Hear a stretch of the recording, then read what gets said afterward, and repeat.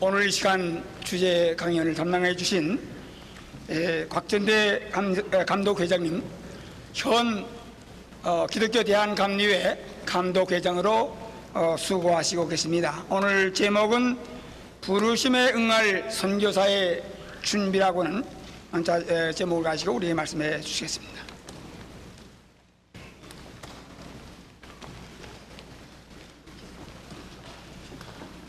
할렐루야.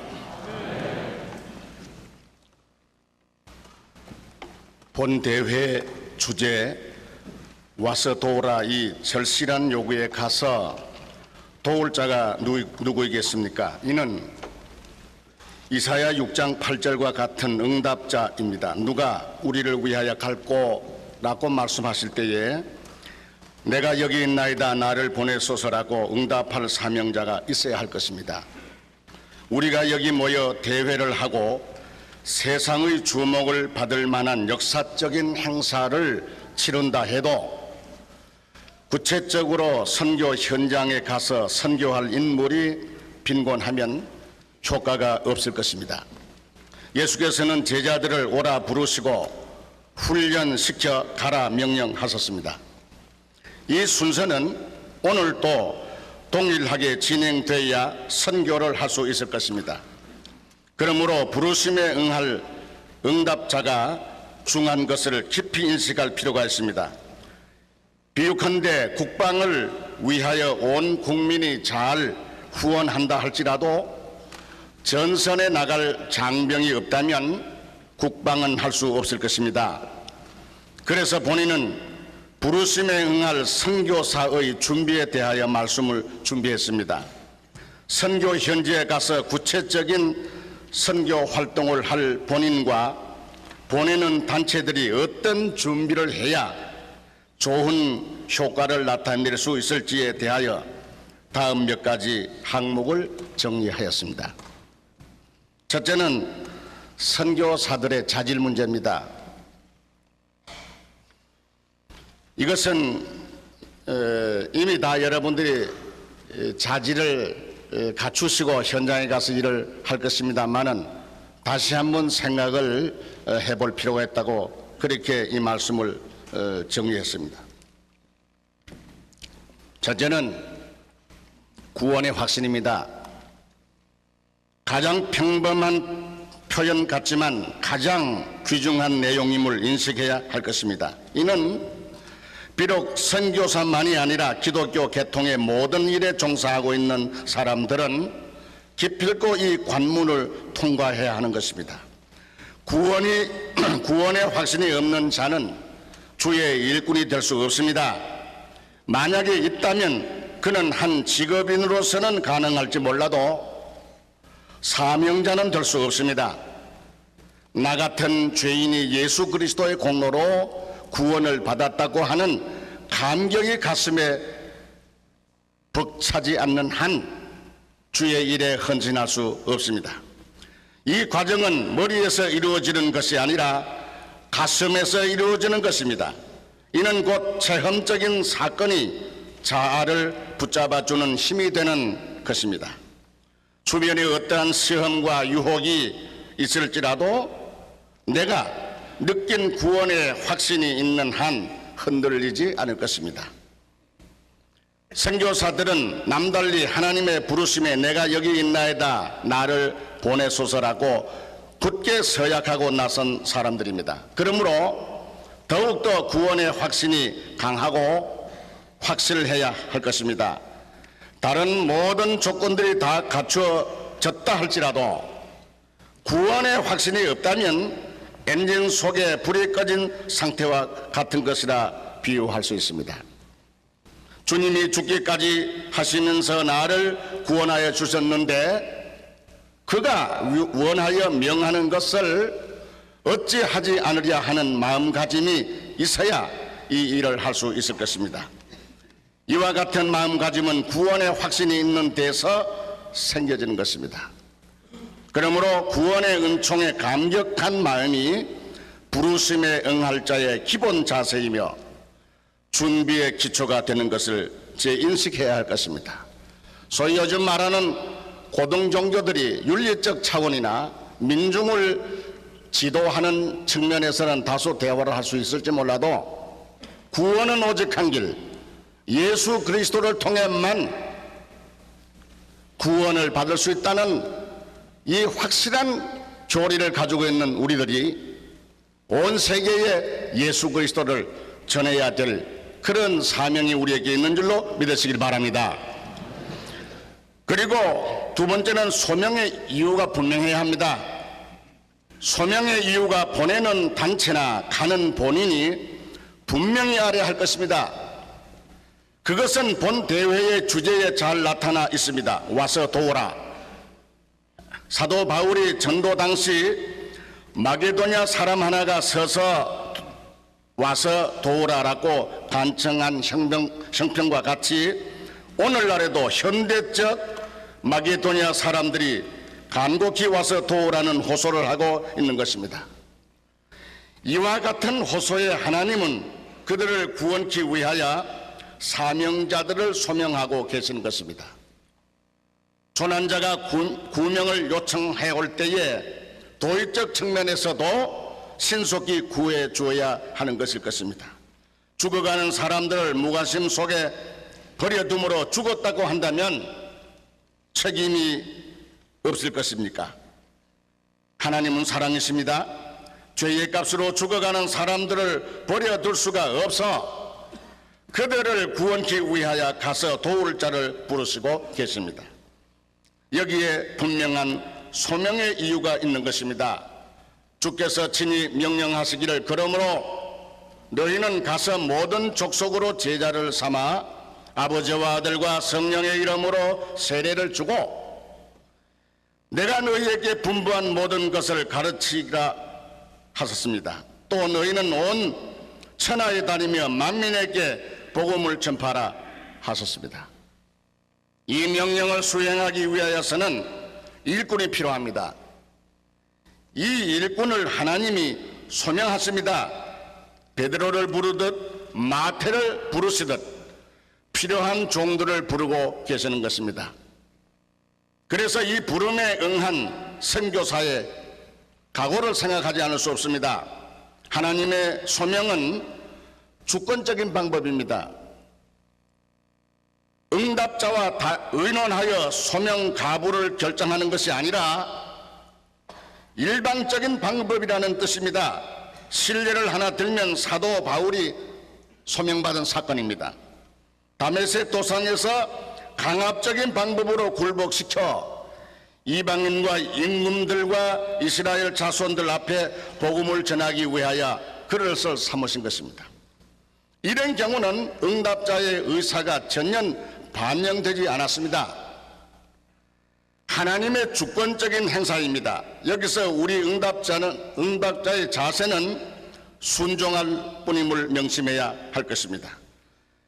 피조물로서의 창조주에게 구원받은 자로서의 구원자에게는 복종이며 아멘이어야 할 것입니다.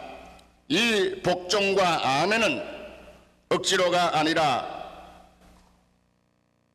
감격 중에서 자원하는 마음으로 되어져야 할 것입니다. 사람마다 일생을 살아가는데 직업이 있습니다. 그런데 밥을 먹기 위하여만 직업을 가진다면 생의 보람을 느낄 수 없을 것입니다. 어떤 일을 함으로 생계를 유지하기는 하나 그 일에 헌신적인 마음을 가지고 큰 보람을 느끼면서 일을 한다면 이는 보람을 느끼고 또 사명으로 생각할 것입니다.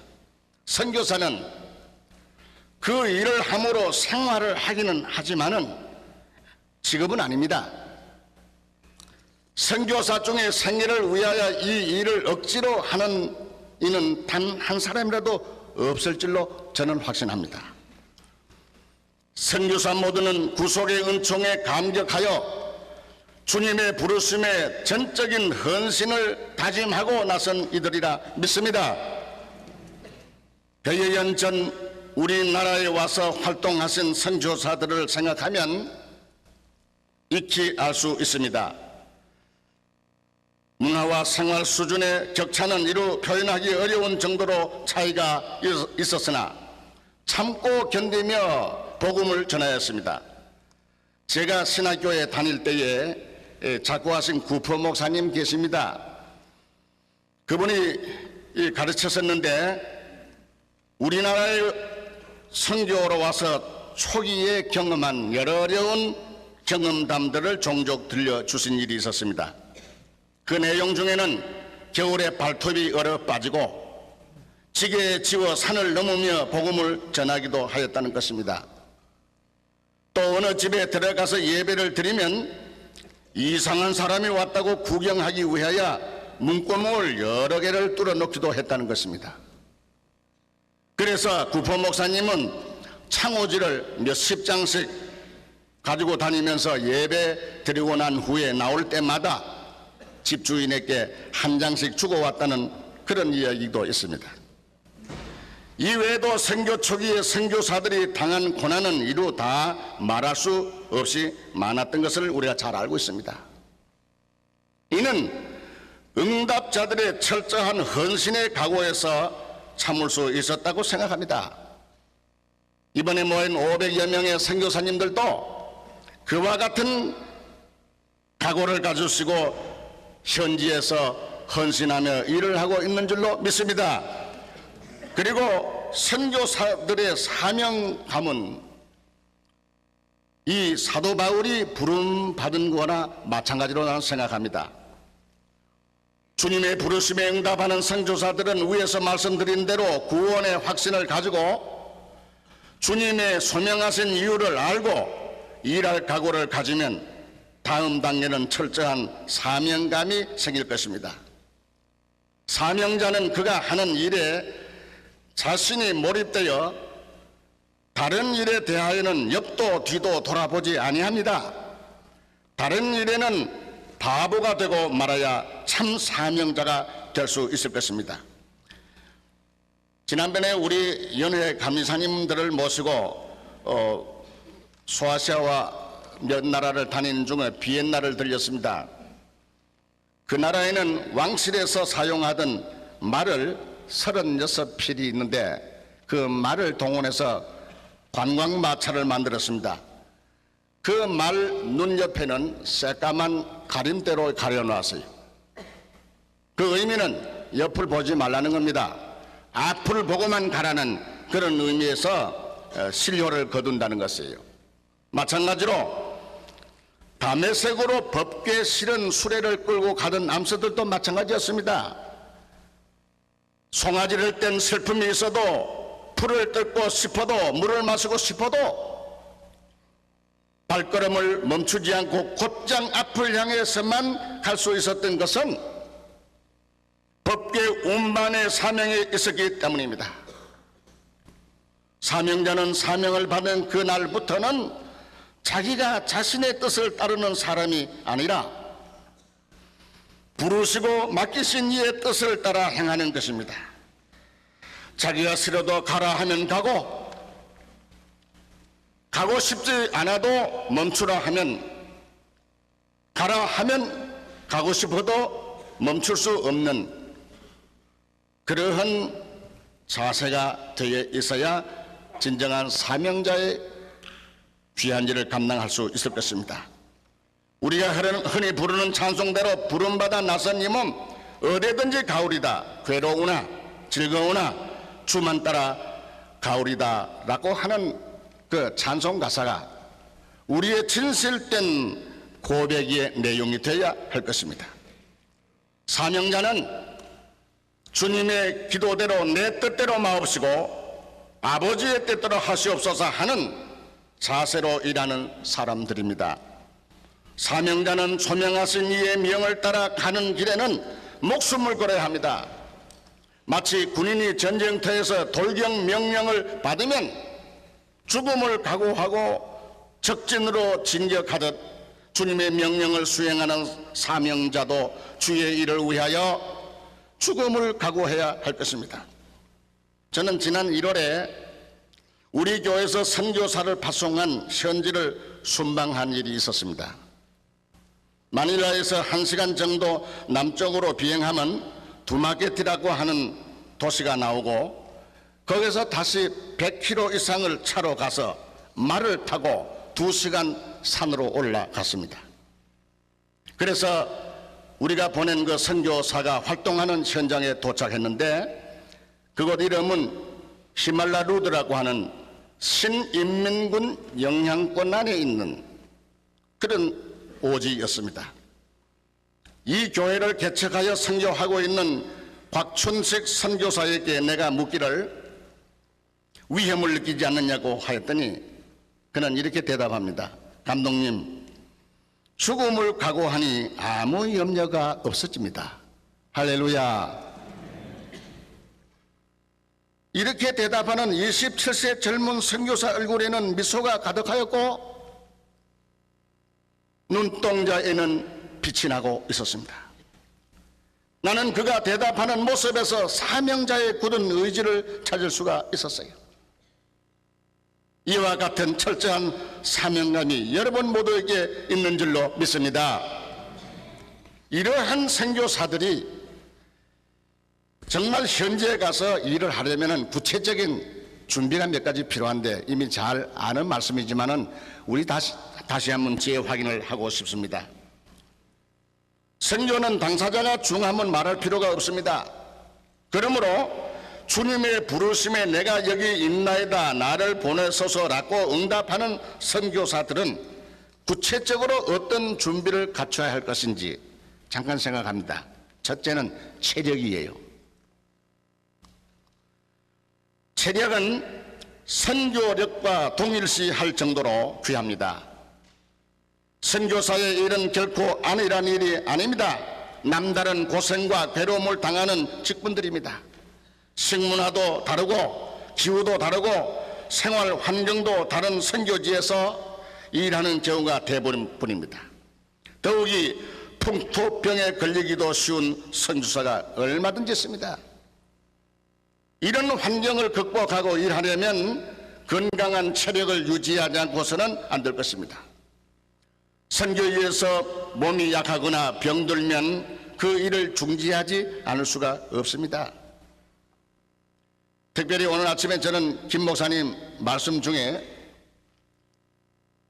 선교사 자녀 중에 어린아이가 말라리아 병으로 현지에서 세상을 떠났다는 이야기를 듣고 정말 참 가슴 아픔을 느꼈습니다. 그러므로 선교사 개인뿐 아니라 따라 뒷받침하며 함께 일하는 온 선교사들의 가정 모든 식구들에게 하나님께서 건강의 축복을 주시기를 주 이름으로 축원합니다. 대략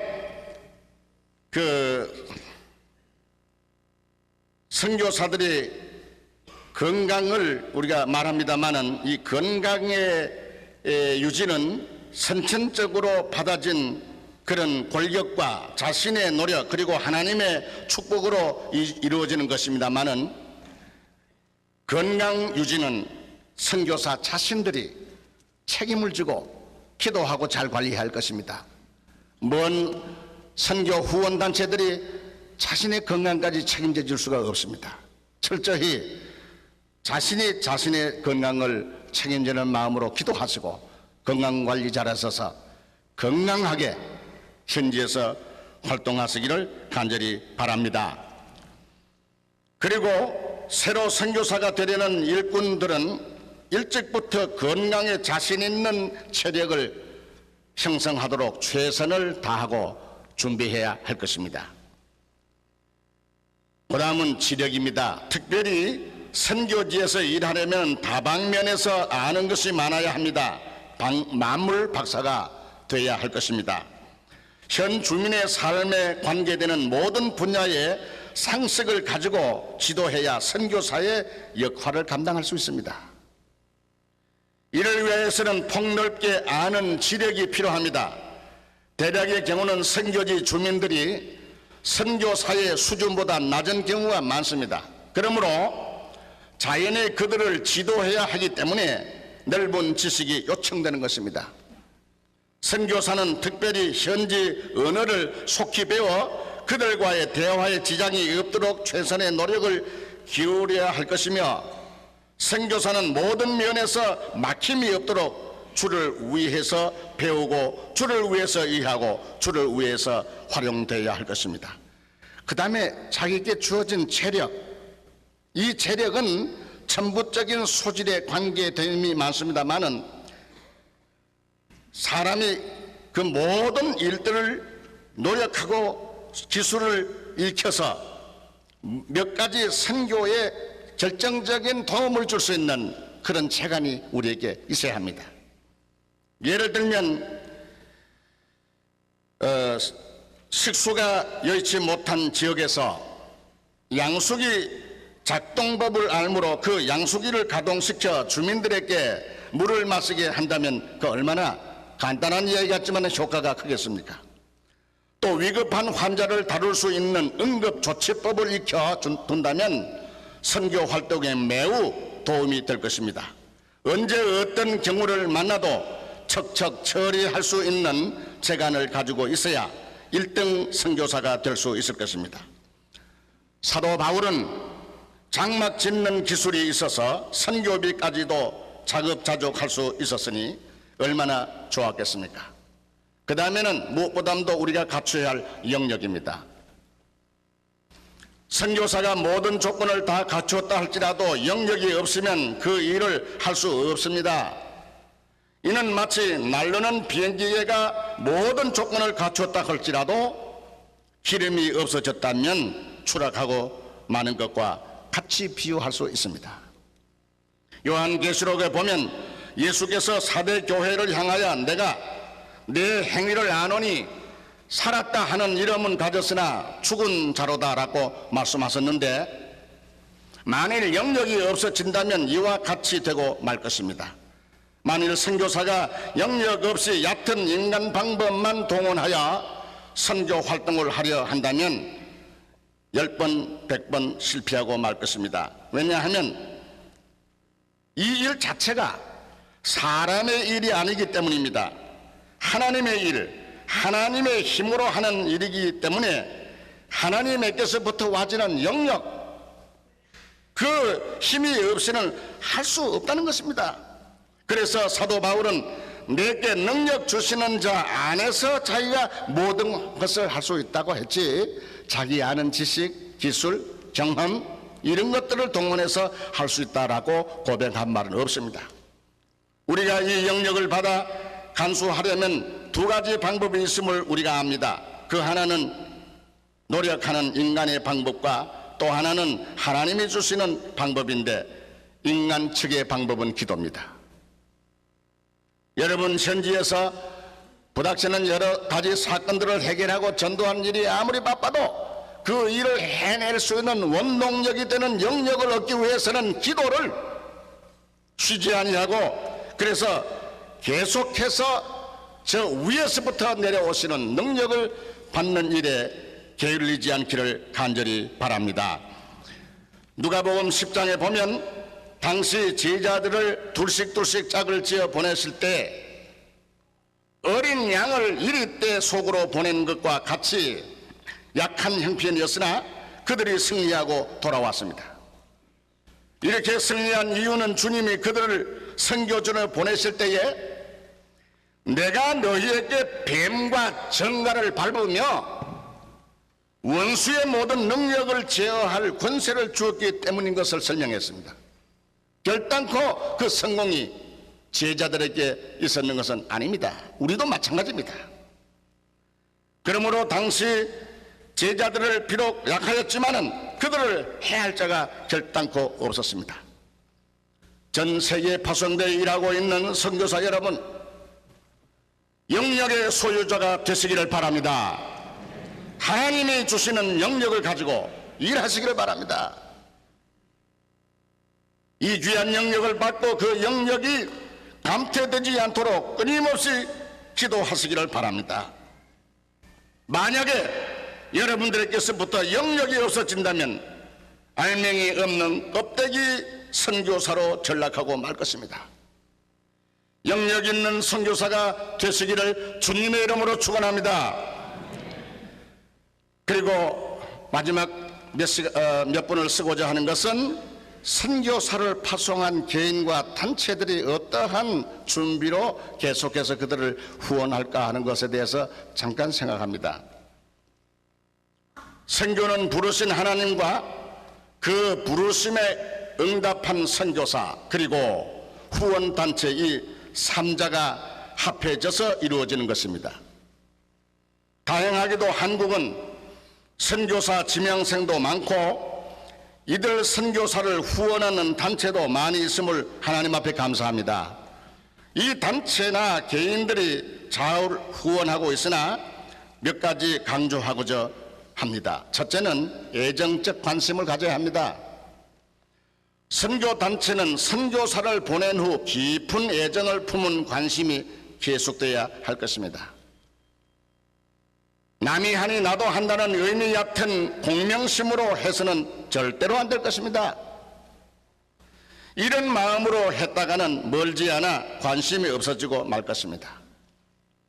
나 대신 선교지에 가서 복음을 전하고 있다는 생각, 내 가족 중에 한 사람이 갔다는 생각을 가진다면 이 일에 관심밖에 일이 될 수가 없을 것입니다.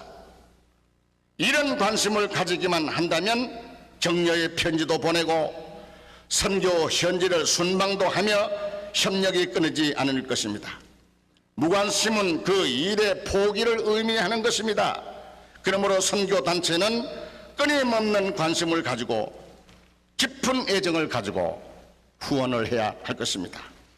다음은 간절한 기도입니다. 위에서도 말한 대로 선교는 사람의 힘으로만 하는 것이 아니라 하나님의 능력으로 하는 것이기에 끊임없는 기도가 절대 필요합니다.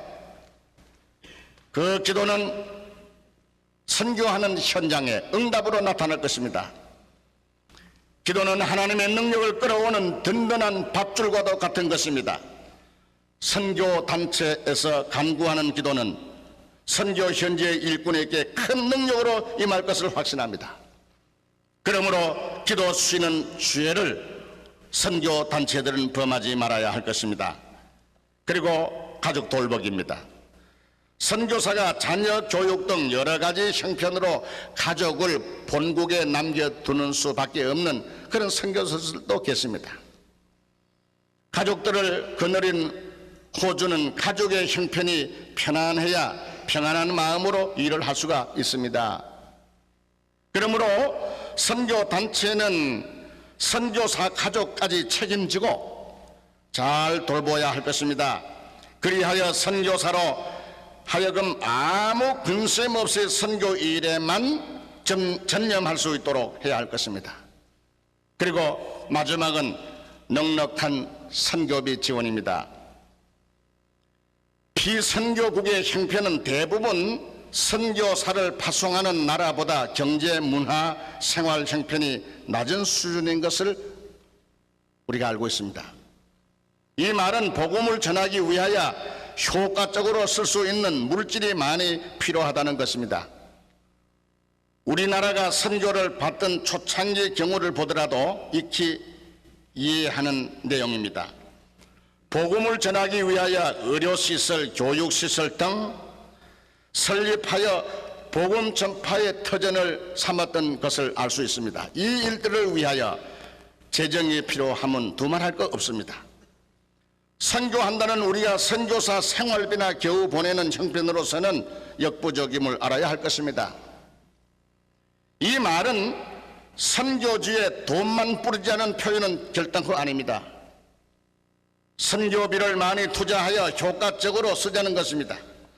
교회 부지나 병원 부지를 구입하여 신학교 등을 건립하여 현지 교역자를 양성하는 일이라든지 실로 선교비를 쓸 곳이 한두 군데가 아님을 알고 있습니다.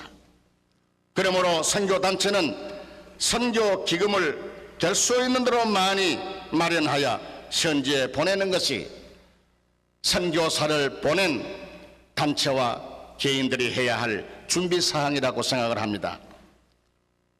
전 세계에 흩어져 복음을 전하고 계시는 선교사 여러분, 또 같이 고생하는 선교사 가족 여러분, 그리고 이 일을 위하여 후원하고 계시는 교회와 여러 선교단체의 관계되는 여러분께 중심으로 감사를 드립니다. 아직도 이 지구촌에는 수많은 사람들이 마게도니아 사람같이 와서 우리를 도우라 부르짖고 있습니다. 지금까지도 많은 수고를 하였으나 아직은 시작의 단계임을 우리 모두 자인합니다. 그러므로 앞으로 더욱 온 세계를 향하여 복음을 널리 전해야 되겠습니다. 우리가 교만해서가 아니라 오늘 이 시점에서 볼 때 아무리 생각해도 선교의 주역은 우리나라라고 여겨집니다. 그러므로 이번 이 대회를 통하여 폭발적인 선교 열의가 일어나기를 바랍니다. 천지가 진동하게 선교의 새로운 장이 열리는 계기가 될 줄로 믿습니다. 성령께서 강하고 뜨겁고 능력 있게 역사할 것입니다. 구름과 기류의 흐름을 막을 수 없는 것처럼 성령의 역사를 막을 지역이 없을 것입니다. 성령의 역사를 막을 지역이 없는 그곳에 성령의 보내심을 받은 선교사 여러분들이 활동하는 그 현장 일에 어렵고 힘들지만은 그 거룩한 복음의 사역을 막을 자도 없을 줄로 믿습니다. 아무쪼록 승리하여 주께 영광을 돌리는 귀한 선교사 여러분 되시기를 주님 이름으로 축원합니다. 감사합니다.